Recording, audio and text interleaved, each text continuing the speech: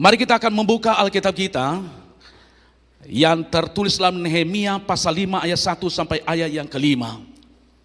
Nehemia pasal 5 ayat 1 sampai ayat yang ke-5. Maka terdengarlah keluhan yang keras dari rakyat dan juga dari pihak para istri terhadap sesama orang Yahudi. Ada yang berteriak, anak laki-laki dan anak perempuan kami banyak dan kami harus mendapat gandum supaya kami dapat makan dan hidup. Dan ada yang berteriak, lada dan kebun anggur dan rumah kami gadaikan untuk mendapatkan gandum pada waktu kelaparan. Juga ada yang berteriak, kami harus meminjam uang untuk membayar pajak yang dikenakan raja atas ladang dan kebun anggur kami. Sekarang walaupun kami ini saudara sedaki dengan saudara-saudara sebangsa kami dan anak-anak kami sama dengan anak-anak mereka, namun kami terpaksa membiarkan anak-anak lelaki dan anak-anak perempuan kami menjadi budak, dan sudah beberapa perempuan kami harus membiarkan dimiliki orang. Kami tidak dapat berbuat apa-apa karena ladang dan kebun anggur kami sudah di tangan orang lain. Tuhan Yesus sendiri berkata, yang berbahagia adalah yang mendengarkan firman Tuhan. Bapak Ibu yang kekasihi di dalam nama Yesus Kristus Tuhan, kalau kita memperhatikan dengan seksama apa yang dialami oleh orang Yahudi pada waktu itu, mereka sedang berjuang untuk membangun tembok Yerusalem. Tetapi di tengah-tengah pembangunan itu mereka mengalami krisis, yaitu krisis pangan. Mereka menghadapi masalah untuk isi kata orang Kampung Tengah. Mereka sudah kehabisan, bahkan sampai ladang mereka pun mereka gadaikan kepada orang lain. Di sini kita akan melihat, saudaraku yang dikasihi Tuhan, bahwa penderitaan itu sudah sejak ada zaman dahulu kala. Mereka pikir kalau kami membangun tembok Yerusalem, kami akan nanti tidak akan mengalami penderitaan, kami nanti tidak akan mengalami masalah, kami tidak akan mengalami kekurangan. Tetapi lain, saudaraku yang dikasihi oleh Tuhan, ternyata mereka diperhadapkan dengan persoalan yang berat. Ternyata mereka diperhadapkan, mereka bahkan sampai anak-anak mereka gadaikan, saudaraku dikasih oleh Tuhan. Kenapa? Karena mereka mengalami kekurangan itu. Kenapa? Karena mereka habis segala-galanya. Mau makan apa? Tidak ada, saudaraku dikasih Tuhan. Mungkin kita yang hadir pada hari ini, kita tidak pernah menggadaikan anak kita. Kita tidak memberikan anak kita supaya diambil oleh orang untuk beli makan. Tetapi pada waktu itu terjadi, saudaraku dikasih oleh Tuhan. Terjadi. Sehingga bangsa, bahkan orang Yahudi, mereka mengeluh kepada Tuhan. Mereka bersungut-sungut kepada Tuhan. Makanya hari ini saya memberikan judul khotbah saya ini, mengeluh. Katakan bersama dengan saya, mengeluh. Mungkin kita sering mengeluh, saudaraku dikasihi Tuhan. Kalau kita datang ke gereja, kenapa sih AC-nya dingin banget? Mungkin kalau kita kok lama sekali sih ibadahnya, kadang-kadang terjadi bagi kita itu. Pada hal yang rohani, saudaraku dikasihi oleh Tuhan. Mungkin kalau kita datang ke gereja, waduh maunya begini ya gereja ya, maunya begini segala macam. Kok gak ada kegiatannya? Mengeluh, saudaraku dikasihi Tuhan. Dan itu saya mau katakan akan membawa dampak yang negatif dalam kehidupan kita. Kalau saya boleh katakan hari ini kalau boleh saya katakan, mungkin yang sedang nonton ibadah bersama dengan kami hari ini juga, kalau boleh saya mau katakan, mengeluh itu secara tak langsung kita sudah memberikan pujian kepada setan. Kok begitu Pak Pendeta? Sekali lagi, mengeluh itu secara tak langsung kita sudah memberikan pujian kepada setan. Kenapa? Mengeluh itu artinya adalah tidak menghargai, bahkan tidak percaya sepenuhnya kepada Tuhan. Bahkan mengeluh itu juga adalah salah satu cara memberontak kepada Allah. Enggak ada amin. Enggak tahu saya kenapa, apakah kedinginan tadi. Ya, mengeluh itu adalah salah satu cara memberontak kepada Allah. Berarti dia tidak percaya penuh apa yang sudah difirmankan oleh Tuhan. Dia tidak percaya penuh apa janji-janji Tuhan. Dia tidak percaya penuh apa yang Tuhan katakan melalui para nabinya. Dia enggak percaya. Makanya hari ini saya ingatkan kita sebagai umat yang percaya kepada Tuhan, jangan mengeluh. Ketika saudara menghadapi masalah, jangan mengeluh. Ketika ada ekonomimu hancur, saudaraku, jangan mengeluh. Berseru kepada Tuhan. Saya percaya Tuhan akan memulihkan ekonomi. Bukan seperti orang Yahudi. Mereka sedang membangun Tempo Yerusalem. Mereka mengeluh kepada Tuhan. Dan kita akan melihat akibat orang-orang yang mengeluh. Bangsa Israel dari tanah Mesir menuju tanah Kanaan. Karena mereka berkata kepada Musa, engkau membawa kami mati di padang gurun. Lebih baik kami kembali ke Mesir. Artinya kembali ke dosa yang lama. Tahu-tahu burung puyuh turun, saudaraku dikasih Tuhan. Mereka makan. Sebagian mereka meninggal mati. Itu akibat daripada mengeluh. Akibat daripada mengeluh. Jangan banyak mengeluh. Kalau melayani pekerjaan Tuhan, layani Tuhan dengan hati. Tuhan, saya nggak perlu mengeluh lagi. Kalau saudara seorang bisnismen juga, jangan banyak mengeluh. Kenapa begini, kenapa begini. Kalau saudara seorang karyawan, karyawati, jangan banyak mengeluh. Kalau saudara seorang ibu rumah tangga, kenapa si suami saya mengeluh? Mengeluh terus sama Tuhan. Saudara pikir kalau sudah suami istri itu nggak ada masalah, pasti ada masalah. Tetapi masalah itu, saudaraku, tidak pernah diperlebar. Kalau perlu diperkecil. Amin. Emangnya kita malaikat? Ya kan? Emangnya kita malaikat? Bukan. Tetapi kalau perlu kita perkecil. Makanya saya mau ingatkan, jangan seperti orang Yahudi kita. Tetapi kita belajar hari ini.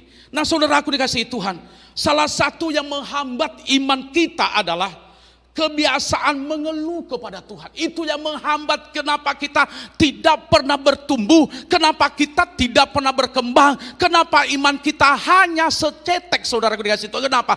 Karena kita sering mengeluh kepada Tuhan. Itu salah satu penghambat iman kita. Kita sudah iring Tuhan berapa tahun, 5 tahun, masih mengeluh. Kalau ditanya kenapa kamu mengeluh terus, dia berkata, saya pengikut Yesus yang setia. Tuhan Yesus tidak berubah, mengeluh juga tidak berubah, itu katanya kan. Udah iri Tuhan 10 tahun masih mengeluh terus. Kapan bertumbuhnya? Kapan menjadi kesaksian banyak-banyak orang? Makanya orang Kristen nama Tuhan dihujat. Kenapa? Karena kita tidak pernah mengalami pertumbuhan rohani di dalamnya. Kenapa? Karena kita banyak mengeluh.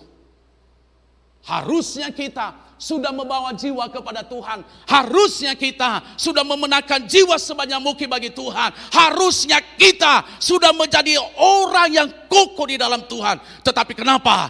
Karena kita masih mengeluh kepada Tuhan. Nah, saudaraku dikasihi Tuhan, saya akan menjadi pertanyaan bagi kita. Mengapa seseorang, nah ini pendahuluan dulu ya. Ya. Manusia tidak pernah jauh dari kata mengeluh. Setiap hari apapun keadaan yang kita alami, kita pasti mengeluh. Ya. Menjadi pertanyaan bagi kita, mengapa seseorang mudah mengeluh?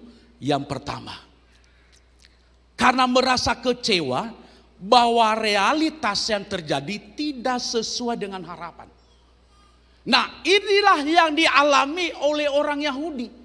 Nanti kalau saya membantu untuk membangun tembok Yerusalem, pasti tidak ada masalah dalam hidup saya. Nah, begitu juga kalau kita tarik benang merahnya dalam hidup kita.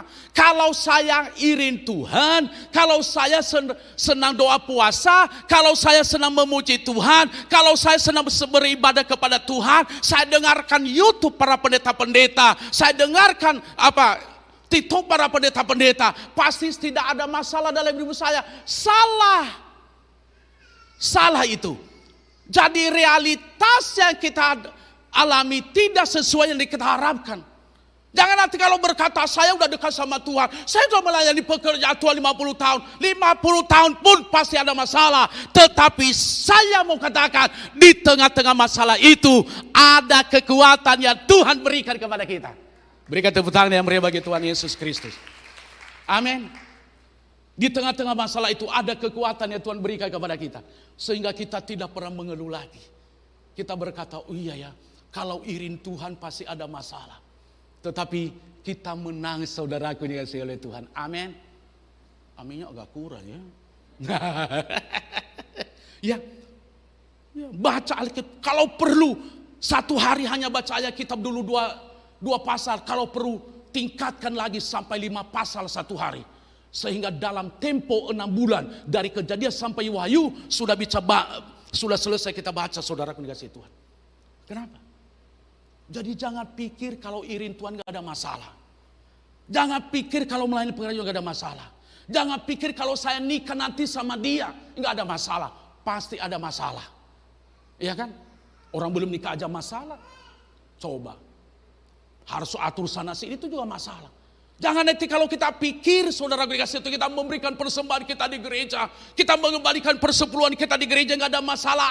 Ada. Wow. Masalah pasti ada. Pasti ada.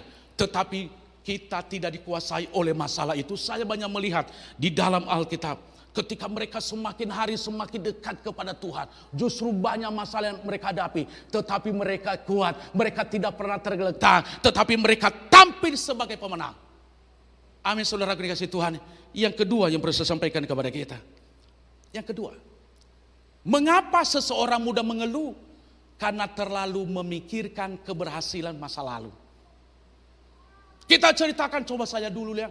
Sebelum saya ikut Tuhan, usaha saya diberkati Tuhan. Saya punya pabrik 5. Begitu juga dulu orang Yahudi. Ketika mereka itu mengeluh, mereka ceritakan dulu, kalau waktu kami begini, itu dialami oleh orang Israel juga. Waktu kami di Mesir, kami makan enak, makan bawang prei katanya, makan apa?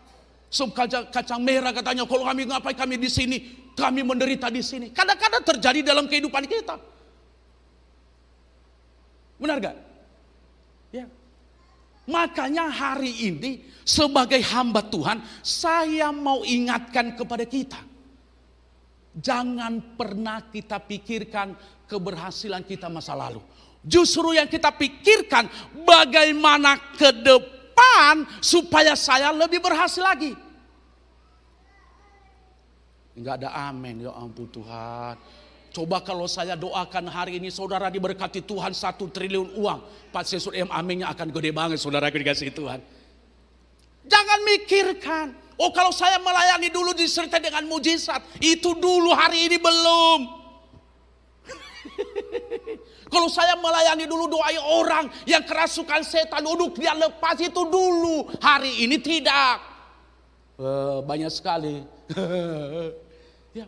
Kalau saya dulu doai orang hanya salaman aja sama saya, katanya nanti orang gementara begini, itu dulu, hari ini tidak. Justru yang kita pikirkan bagaimana supaya lebih lagi apa yang saya lakukan dulu lebih lagi. Jangan mikirkan keberhasilan kita masa lalu. Makanya banyak orang gagal iring Tuhan. Banyak orang kecewa iring Tuhan. Banyak yang kepahitan iring Tuhan. Banyak yang sakit hati iring Tuhan. Kenapa? Karena dia terlalu memikirkan keberhasilannya masa lalu. Dia berkata, udah, dulu gua sebelum datang ke gereja. Sebelum saya datang ke gereja dulu saya kaya raya, punya mobil 5. Berseri semua. Tetapi saya iring Tuhan, kenapa habis begini? Belum tahu dia sedang diproses oleh sedang diproses oleh Tuhan. Makanya banyak orang mengeluh, banyak orang tidak mau datang lagi ke gereja, bahkan bisa jadi ateis, saudara dikasih Tuhan.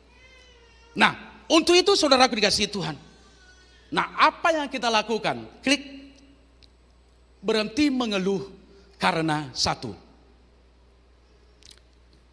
kita harus mengingat segala kebaikan Tuhan dalam hidup kita. Katakan bersama dengan saya harus ingat kebaikan Tuhan dalam hidup saya. Yang sedang ibadah bersama dengan kami boleh juga tulis, saya ingat kebaikan Tuhan dalam hidup saya. Orang Yahudi, mereka tidak mengingat kebaikan Tuhan dalam hidup mereka. Orang Yahudi, mereka tidak mengingat bagaimana nenek moyang mereka dari Mesir diselamatkan oleh Tuhan, dituntun sampai ke tanah Kanaan, mereka tidak ingat. Kadang-kadang kita lupa kebaikan Tuhan dalam hidup kita. Kita dari nol tidak punya apa-apa. Kita mungkin dulu ngontrak rumah, sampai kita bisa beli mobil yang luar biasa, saudaraku dikasih Tuhan. Kita tidak pernah ingat bagaimana waktu kita dari nol. Kita harus ingat, oh Tuhan, Engkau telah memberkati saya.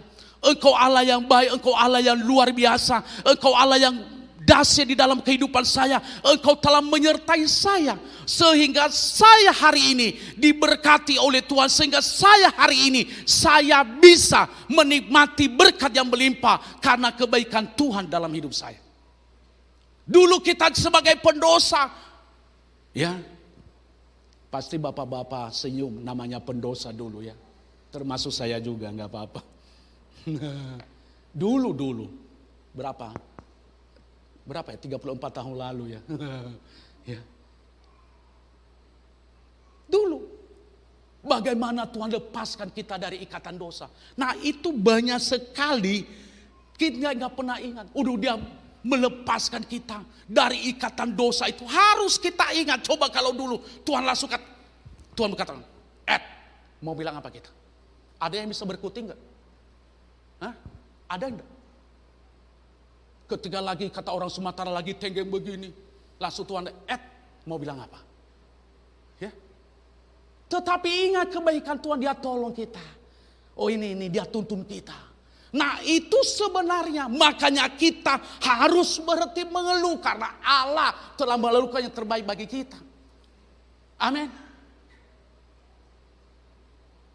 Jadi jangan mengeluh terus, lepaskan hidupmu dari keluh kesah itu, saudaraku dikasih Tuhan.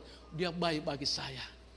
Dia baik bagi anak-anak saya. Dia baik bagi usaha saya. Dia baik dalam hidup saya. Dia baik bagi pekerjaan saya, dalam perusahaan saya. Dia baik bagi saya. Bahkan dalam iring saya dengan Tuhan, dalam pelayanan saya juga kepada Tuhan, dia baik bagi saya. Itulah yang Tuhan telah kerjakan di dalam setiap pribadi kita. Amin, saudaraku dikasih Tuhan. Makanya hari ini buka hatimu kepada Tuhan, supaya saudara berhenti mengeluh.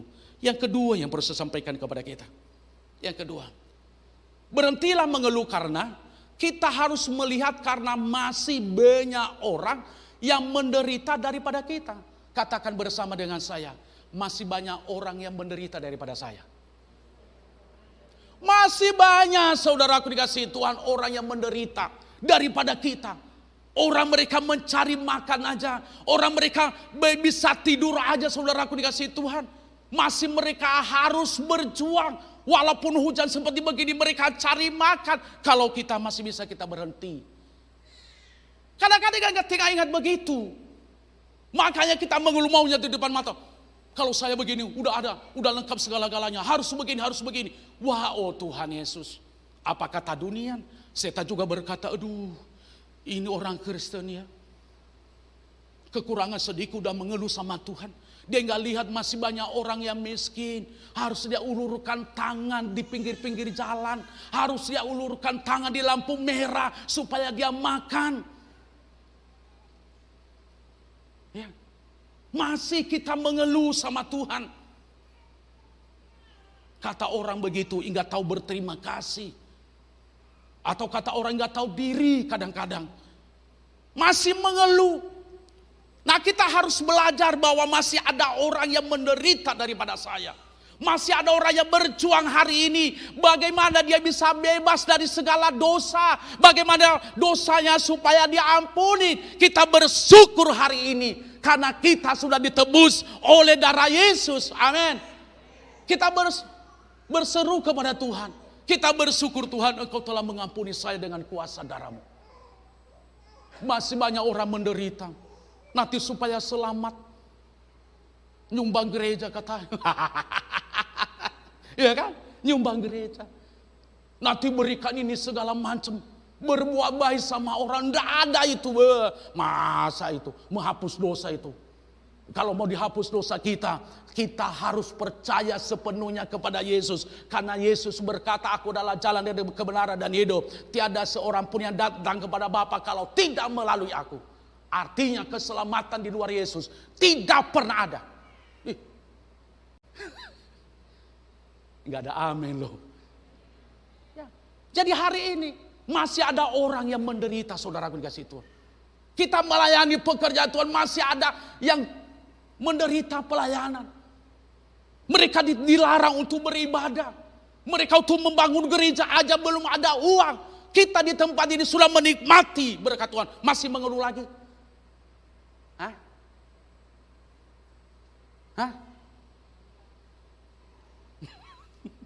Masih mengeluh lagi. Loh, udah enak saudaraku dikasih Tuhan. Kalau naik ke ruang gereja pakai lift lagi. Coba orang-orang yang di sana dia harus jalan kaki 5 kilo untuk pergi beribadah. Masih ada orang Kristen yang menderita untuk beribadah. Jalan kaki tetapi tetap setia. Kalau dia seorang hamba Tuhan masih mengeluh dalam pelayanan, masih ada hamba-hamba Tuhan yang menderita. Yang mungkin dia pergi pelayanan, yaitu jalan kaki 20 km, tapi tetap dia nyanyi begini. Kerja buat Tuhan selalu manis, biar pikul salib, yang penting melayani. Itu dia. Masih kita mengeluh. Nah, kenapa? Karena kita tahu masih ada orang yang menderita di bawah kita lagi, saudaraku dikasih Tuhan. Ini yang terakhir, benar-benar yang terakhir. Saya undang pemain musik maju ke depan. Berhenti mengeluh karena kita harus memiliki iman yang kokoh bahwa Tuhan pasti memberi hari depan yang lebih indah. Amin, saudara dikasih. Kita harus berhenti mengeluh karena kita percaya Tuhan pasti akan memberikan masa depan yang indah bagi kita. Dia merencanakan, Allah merencanakan kepada kita bukan rancangan yang jahat. Allah tidak pernah merencanakan kita supaya miskin. Allah tidak pernah merencanakan kita supaya jatuh bangun. Allah tidak pernah merencanakan kita supaya sakit-sakitan. Allah tidak pernah merencanakan kita supaya rumah tangga kita berantakan. Allah tidak pernah merencanakan anak-anak kita supaya tidak berpendidikan. Allah tidak pernah merencanakan supaya kita mengemis, tetapi Allah merencanakan kepada kita yaitu masa depan yang indah, saudara dikasih Tuhan. Amin. Dia merencanakan masa depan yang indah bagi saya. Kenapa banyak orang Kristen mengalami hal-hal yang lain? Karena dia tidak percaya janji Tuhan itu. Makanya adalah ku percaya janjimu ajaib. Kita harus percaya janji Tuhan. Makanya berhentilah mengeluh hari ini. Bahwa pelayanan saya diberkati oleh Tuhan. Masa depan saya diberkati oleh Tuhan. Rumah tangga saya akan menjadi rumah tangga yang diberkati. Rumah tangga saya menjadi rumah tangga yang sukses. Dan karir saya yang luar biasa di dalam Tuhan. Amin. Hari ini belajar untuk mensyukuri segala sesuatu yang Tuhan berikan kepada setiap kehidupan kita. Karena segala keadaan yang kita alami adalah baik adanya. Walaupun situasi apapun kita hadapi, saya percaya itu selalu baik. Sukses buat saudara. Tuhan Yesus memberkati. Mari kita bangkit berdiri bersama-sama. Kita akan puja ini, kekuatan di hidupku ku dapat.